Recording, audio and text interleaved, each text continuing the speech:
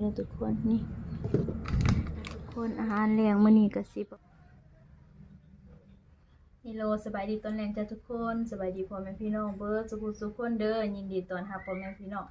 เข้าสู่สองน้องคิงสาวลาวคือเก่าทุกคนตอนนี้ก็มาพบพ่อในบรรยากาศยามแรงพี่น้องตอนนี้ก็อยู่ในเรือนครัวเนาะพี่น้องเอาก็สิมาเฮ็ดกินแรงทุกคนสิมาเฮ็ดกินแรงเนาะพี่น้องนะคะเฮาก็ได้ได้ปลานิ่มพี่น้องตัวหนึ่งโลหนึ่งเลยนี่พี่น้องโลหนึ่งก็ถืออยู่60,000 กีบเนาะทุกคน กะตัวบ่ใหญ่เนาะโลหนึ่ง60,000 กีบทุกคนนี่เนาะเอาก็สิมาเฮ็ดอาหารกินแล้วพี่น้องเฮ็ดพี่น้องคิดว่านั่นสิเฮ็ดเป็นซอยปลานิ่มเด้อทุกคนนี่ก็ซื้อผักหอมป่นมาเลย5,000 กีบเอาก็สิมาเฮ็ดซอยกินตอนแล้วพี่น้องว่าต้นเสาร์มื้อนี้แม่นน้องกินแกงหน่อไม้เนาะแต่ว่าบ่ได้เฮ็ดคลิปบ่ได้เฮ็ดคลิปบ่ได้ถ่ายคลิปตอนไปหาหน่อไม้แล้วก็แกงหน่อไม้ตอนเสาร์นี้นะทุกคนก็สิประมาณนี้เนาะทุกคนโลหนึ่งเนาะถืออยู่60,000ตอนนี้ก็อันนั้นเป็นเวลา4 โมงนะทุกคนเราสิมาเฮ็ดกินเนาะพี่น้อง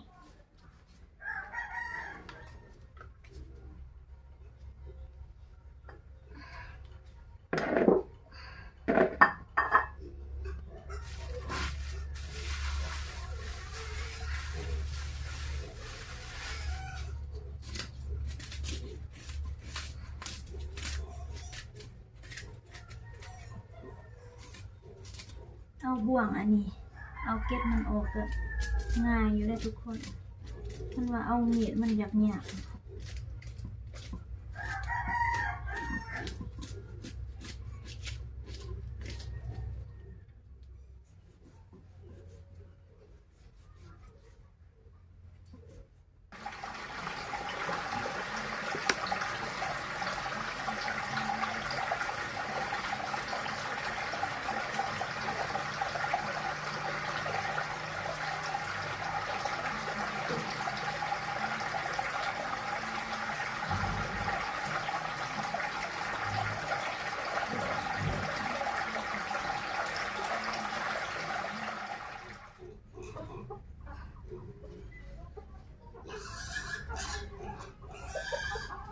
ลูกมูหน่อยอันนั้นหิวเขาเลยทุกคนอยากกินเขาเดี๋ยวต้องกินเห็ดอันนี้แล้วก็สิไปเกลือมูนะพี่น้องโมง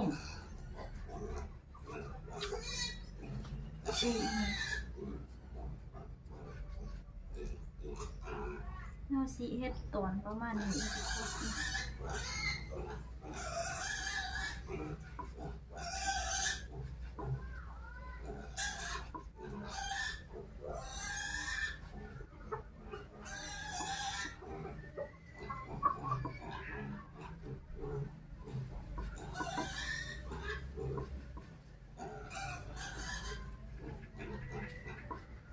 เขาอันว่าสิเอาบีมันใส่นะทุกคนก็เลยอันนั้นเฮ็ดบีแตกซ้ำนะ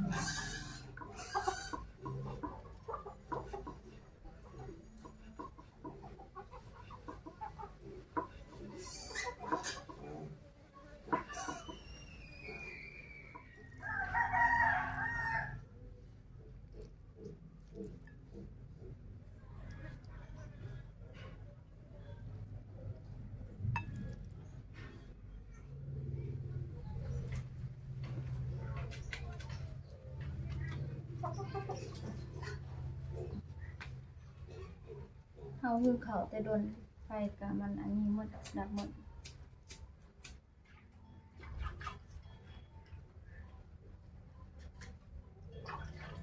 ดังไฟเขากระซิต้มต้มน้ำปลาแดกนะทุกคน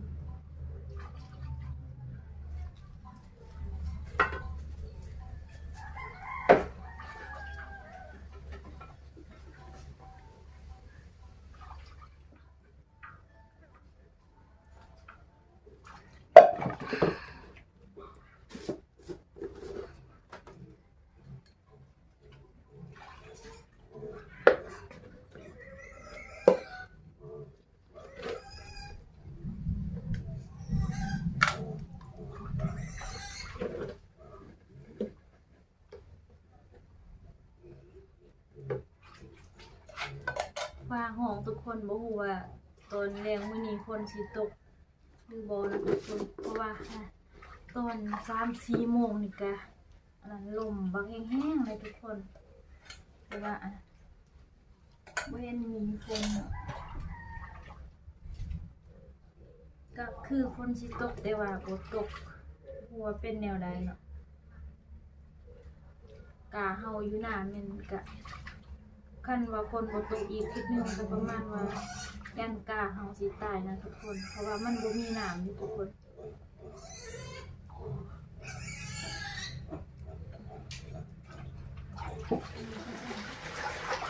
ทุกคนเลยสิหาซื้อโฉยนะพี่น้อง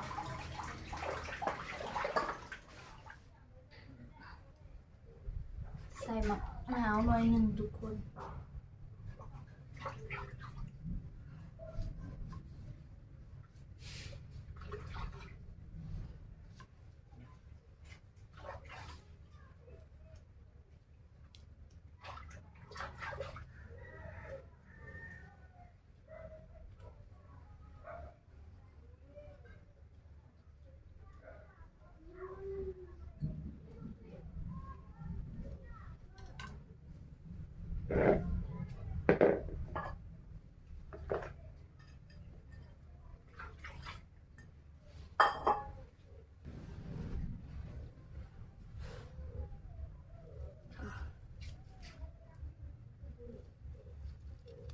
มะนาวหน่วยใหญ่ทุกคนแต่ว่า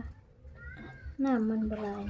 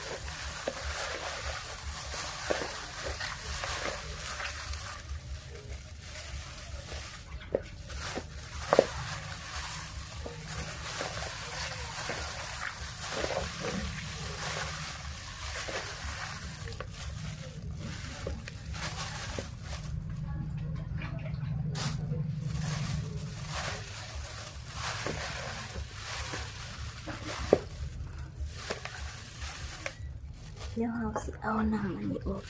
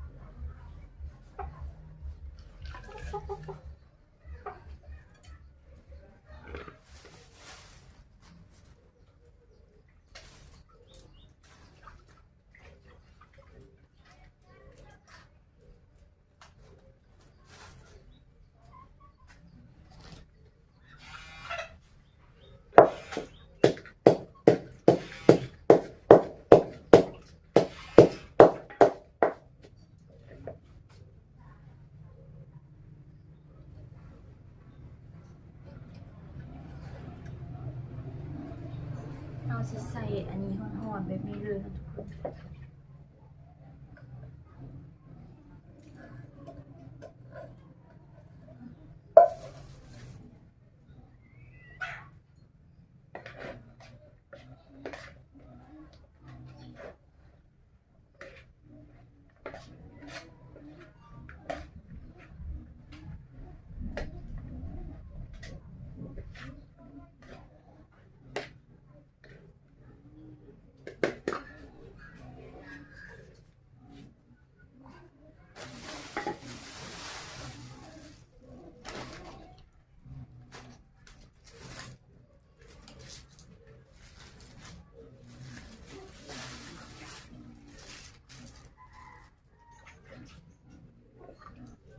ใส่ข้าวคั่วนะทุกคน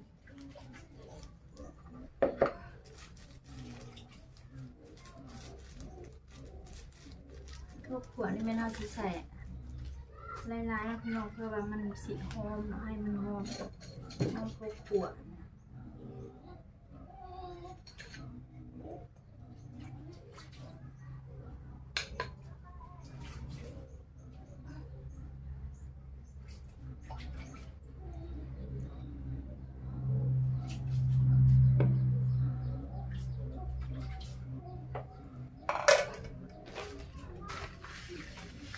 เฮ็ดไปเฮ็ดมาก็ค่ำเลยทุกคนตะเวนก็อ่านจนตกดินเนาะ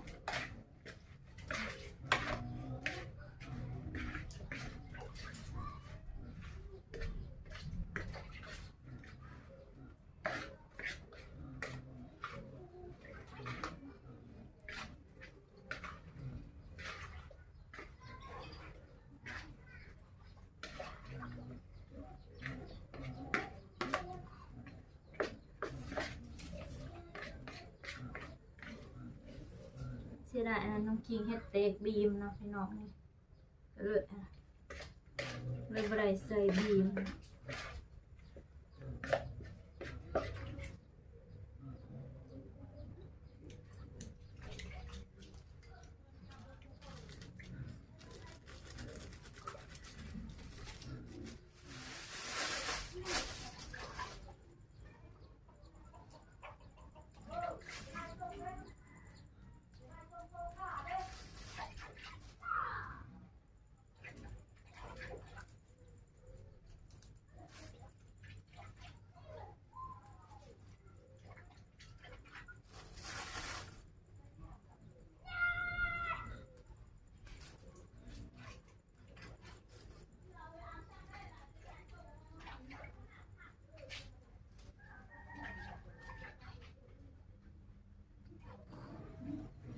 ใส่ผักหอมป่นลงไปทุกคน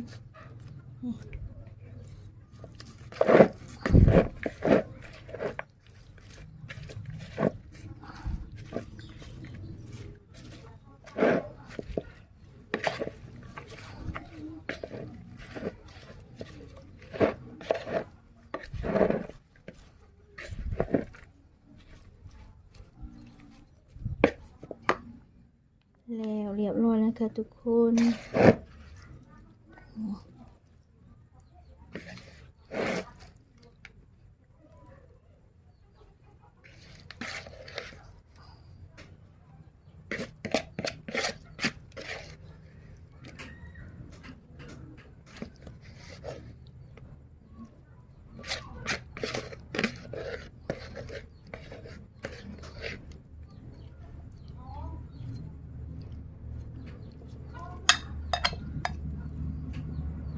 นี่พี่น้องก็สิประมาณนี้เลยนะทุกคนนี่มันบ่มีอันนั้นมักพริกดิบนะมักเผ็ดดิบนะพี่น้องก็ประมาณนี้ทุกคนมาเดินมากินข้าวนำกันทุกคนนี่ค่ะทุกคนอาหารแรงมื้อนี้ก็สิประมาณนี้แล้วพี่น้องนี่ก็จะเป็นซอยปลาเนี่ยก็แกงหน่อไม้แต่เช้านะพี่น้องมาเด้อทุกคนมากินข้าวนำกันเด้อกินข้าวยามแรงพี่น้องมาเด้อทุกคน